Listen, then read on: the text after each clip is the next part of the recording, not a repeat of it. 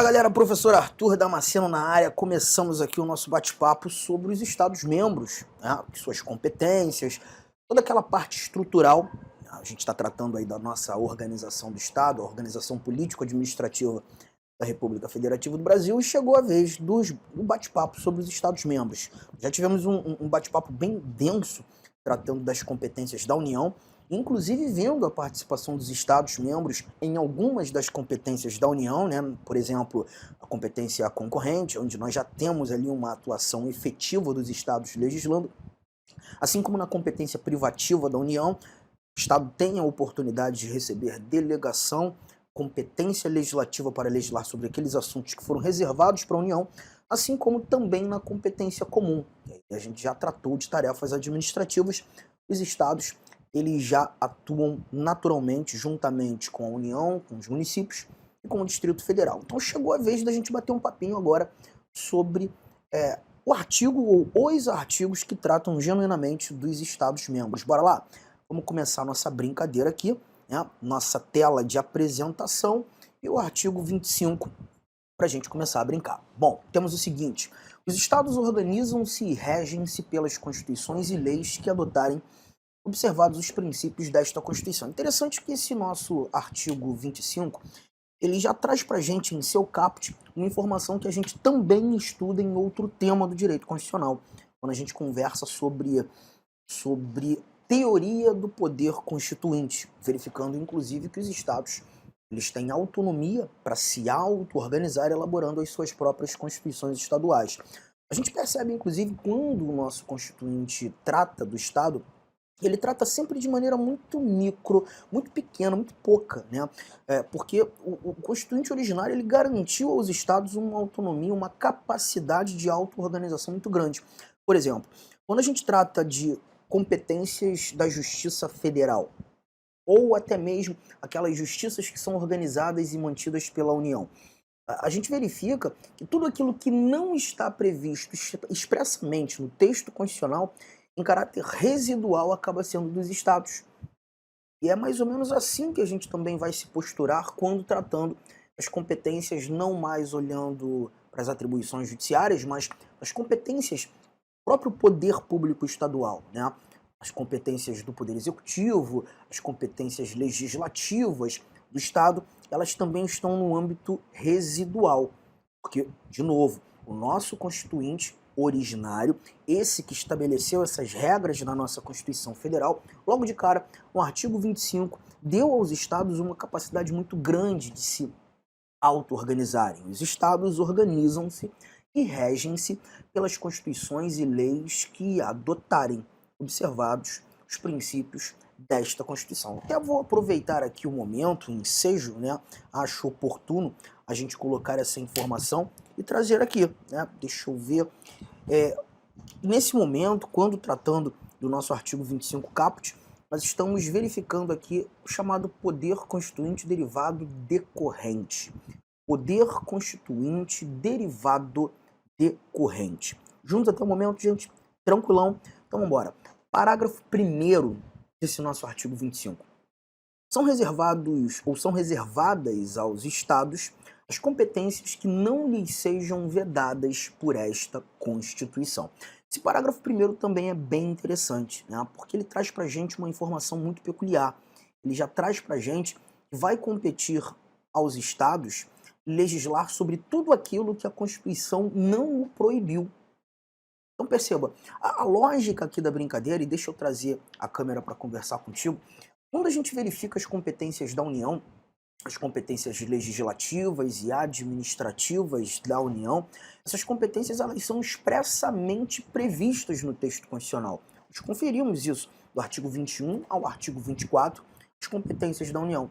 Nós ainda não conversamos, mas perceberemos que o nosso artigo 30 do texto constitucional, ele também traz expressamente todas aquelas tarefas, as competências destinadas aos municípios. E aí a ideia que a gente precisa ter nesse momento é que se aquele assunto não foi previsto expressamente para ser executado pela União, não foi previsto expressamente para ser executado pelos municípios, essa atribuição ela acaba sendo dos estados. Olha, a gente já vai fazer algumas anotações importantes aqui. Eu separei uma telinha para a gente brincar um pouquinho com um resumo de aula, né? A gente vai trabalhar aqui o resumo de aula. Deixa eu jogar aqui na telinha para vocês. Resumo de aula. Deixa eu ver se está aparecendo. Espera aí. Tá aqui na telinha. Vamos embora? Bom, deixa eu pegar esse nosso artigo 25, parágrafo 1º, e jogá-lo aqui só para a gente fazer um primeiro comentário. Esse comentário que a gente já traz para cá, artigo 25, parágrafo 1º, é justamente sobre a primeira tarefa destinada aos estados e como a gente deve entendê-la. Aqui a gente está verificando a chamada competência residual, que também pode ser chamada em algumas provas como competência remanescente, competência residual ou remanescente dos estados. Essa linha de raciocínio a gente acaba percebendo que tudo aquilo que não é proibido ao estado, tudo aquilo que não foi vedado a ele, passa a ser dele. Então perceba, gente, se a Constituição destinou para a União, se a Constituição destinou para o município, essa competência não pode ser exercida pelo Estado. Mas se porventura aquela tarefa não foi destinada à União, não foi destinada aos municípios, ela passa a ser dos Estados-membros. Essa é a primeira orientação do que tange as competências dos estados que a gente guarda. A tal da competência residual, também chamada de competência remanescente. Só que tem um detalhe importante. O nosso constituinte originário, ele não apenas garantiu essa competência residual aos estados. Nós não temos apenas esse campo da residualidade a ser abraçado pelos estados. Os próximos dois parágrafos que nós encontramos aqui no nosso artigo 25, eles vão trazer para a gente duas atribuições que foram expressamente previstas no texto constitucional. Parágrafo 2º, parágrafo 3º. E por que essas duas competências, esses dois parágrafos foram expressamente previstos, destinados aos estados, se porventura já entendemos que a regra geral das competências estaduais está no âmbito da residualidade. Porque se esses dois parágrafos não fossem aqui anotados, se eles não fossem aqui colocados, destinados aos estados, nós certamente entenderíamos que essas competências deveriam ser exercidas por outras unidades da federação. E você vai perceber comigo, lendo esse nosso primeiro parágrafo 2º. Cabe aos estados explorar diretamente ou mediante concessão os serviços locais de gás canalizado, na forma da lei, vedada a edição de medida provisória para sua regulamentação. A palavra mais importante desse teu parágrafo 2º, por incrível que pareça, é locais. A palavra locais.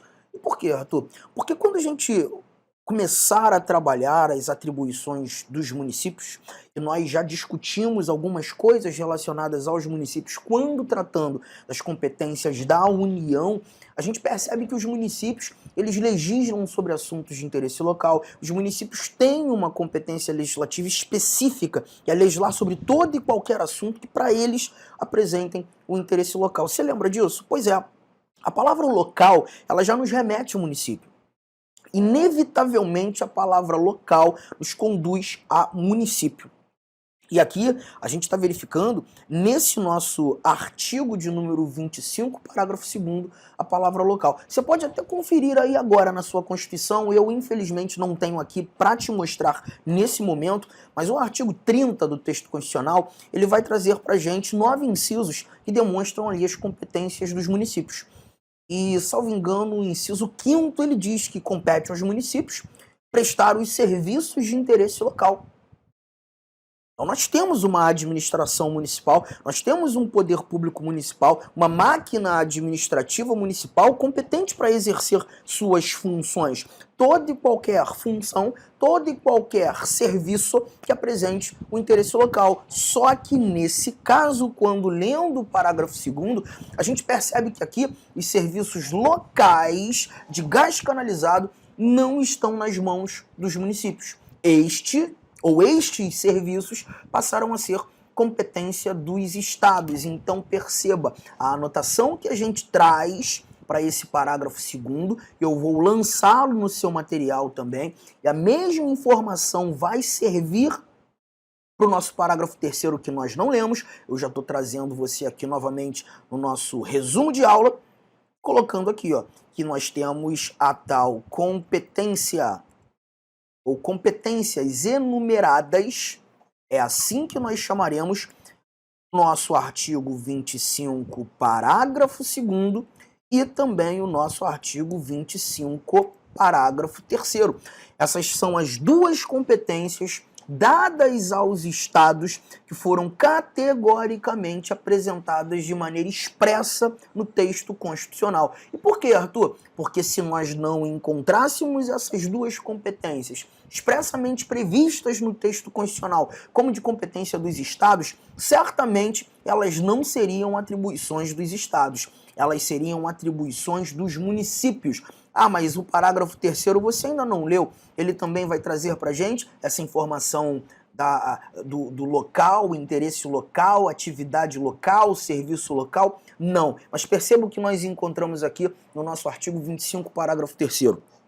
Os estados poderão, mediante lei complementar, instituir regiões metropolitanas, aglomerações urbanas, microrregiões constituídas por agrupamentos de municípios limítrofes para integrar a organização, o planejamento e a execução de funções públicas de interesse comum. As regiões metropolitanas são aqueles municípios limítrofes, ali que estão localizados próximos ou ao lado, né, do município que se mostra a capital do estado. As aglomerações urbanas, elas são muito próximas com as regiões metropolitanas, mas muitas vezes distantes da capital do estado. Um belo exemplo é lembrar da Baixada Santista, certamente você já ouviu falar ou até já teve a oportunidade de visitar. Ali você tem um distanciamento gigante da Baixada Santista da região metropolitana do estado de São Paulo, mas ali você também tem uma aglomeração urbana. E a ideia de aglomeração urbana é você encontrar e enxergar, assim como nas regiões metropolitanas, uma continuidade de urbanização.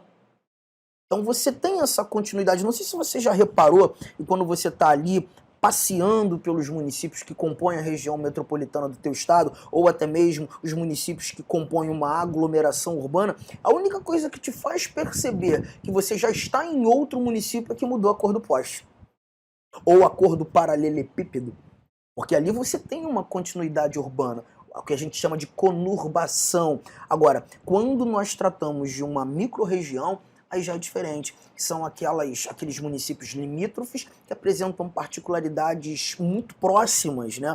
E muitas vezes localizados num determinado ambiente daquele estado. Mas olha que barato, gente. Seja uma região metropolitana, seja uma aglomeração urbana, seja uma microrregião, serão constituídas por agrupamentos de municípios limítrofes, municípios que fazem limite para integrar a organização, o planejamento e a execução de funções públicas de interesse comum. Só que nesse caso, ainda que você verifique aqui esse agrupamento de municípios limítrofes, pessoal, não é o município que tem ali a sua capacidade de querer participar ou de não mais participar. Os municípios não têm ingerência alguma nessa escolha. Compete ao Estado estabelecer quais serão os municípios que farão parte daquela região metropolitana, que farão parte daquela microrregião, que farão parte daquela aglomeração urbana, e os estados executarão esses serviços de interesse comum. Lembre-se que os serviços de interesse local, estes já são praticados pelos próprios municípios, mas quando o estado determina aquele ambiente como uma aglomeração urbana, como uma microrregião ou até mesmo uma região metropolitana, ali o Estado tem obrigações, o Estado vai prestar serviços que sejam de interesse comum. Arthur, você pode me dar um exemplo? Saneamento. O saneamento básico é um serviço que se mostra de interesse comum, os municípios farão, mas os estados também têm as suas obrigações. Percebeu? Então, gente, voltando aqui nas nossas anotações das competências dos estados, percebi que o nosso artigo 25, parágrafo 1º, ele traz como regra geral a tal da competência residual. Aquela competência que vai dar ao Estado tudo aquilo que a Constituição não vedou ser dele. E esses outros dois parágrafos, artigo 25, parágrafo 2º, artigo 25, parágrafo 3º, trazendo para a gente as tais competências enumeradas, que são duas competências expressamente previstas e destinadas aos Estados, garantindo aos Estados essa capacidade de exercer tarefas que, se porventura não fossem anotadas aqui, certamente seriam tarefas destinadas aos municípios. Tamo junto até o momento, gente? Tá fácil, né? Agora a gente volta para o nosso material, examina mais uma vez os dispositivos constitucionais. O artigo 26 nós não falaremos agora. O artigo 26 eu vou deixar para tratar dele quando examinando o artigo 20 da Constituição. Nós faremos um bloco específico para tratar apenas dos bens da União e dos bens dos Estados.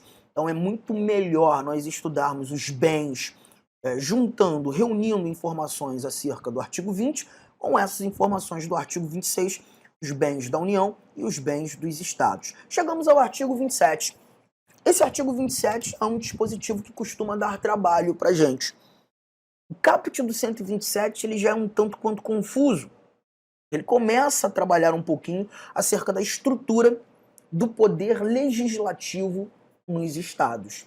Olha o que nós encontramos nesse caput. O número de deputados à Assembleia Legislativa corresponderá ao triplo da representação do Estado na Câmara dos Deputados. E, atingido o número de 36, será acrescido de tantos quantos forem os deputados federais acima de 12. Está percebendo que é um parágrafo um tanto quanto confuso, né?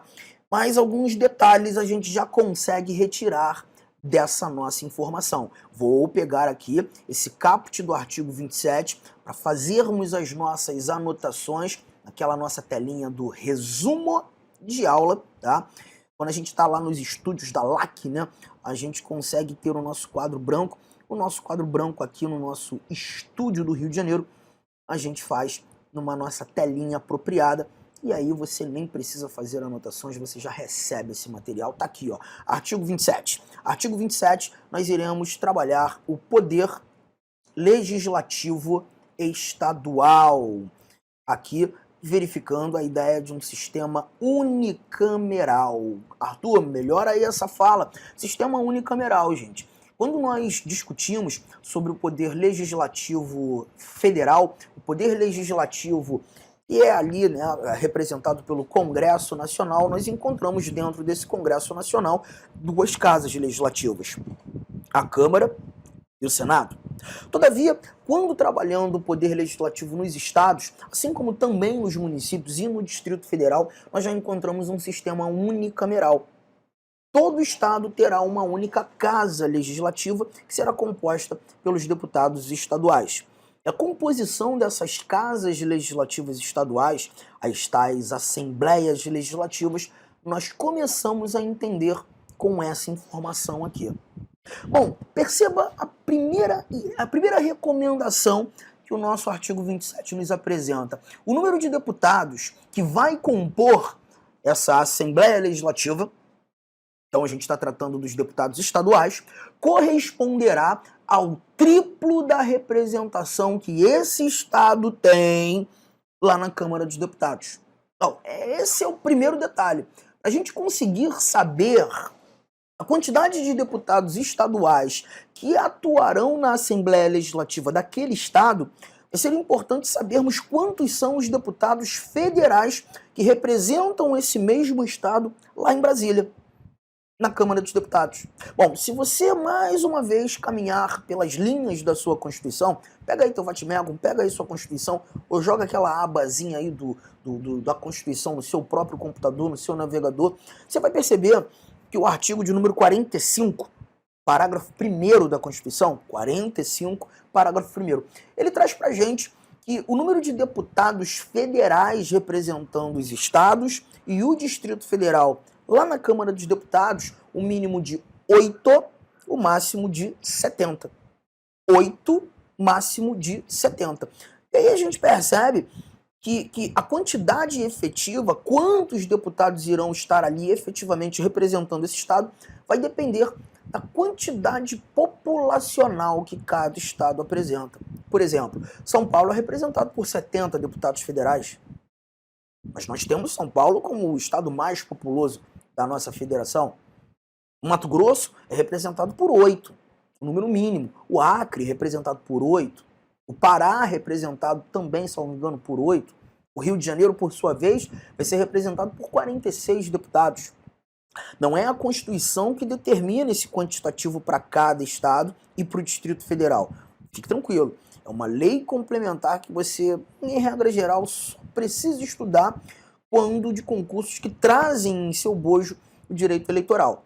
Mas o que a Constituição determina é que nós temos um número mínimo e um número máximo de deputados representando cada estado e o Distrito Federal. Tamo junto? Peraí, deixa eu te mostrar mais um detalhe aqui. Então, conforme trabalhado aqui por nós, 8 deputados federais. O estado do Mato Grosso, nós já sabemos, usando essa base inicial, nós teremos ali 24 deputados estaduais atuando na Assembleia Legislativa do Estado do Mato Grosso.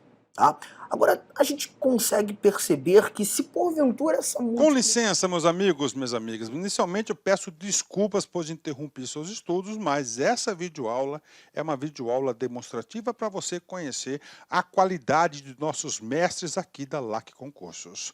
Eu sou o professor LAC, especialista em concursos públicos, que somente em 2022 eu já fui aprovado em 7 concursos públicos. É isso mesmo, em 2022 sou especialista em concurso público e eu estou aqui para te ajudar nessa caminhada do concurso da Polícia Militar do Estado da Bahia e também do Corpo de Bombeiros Militar.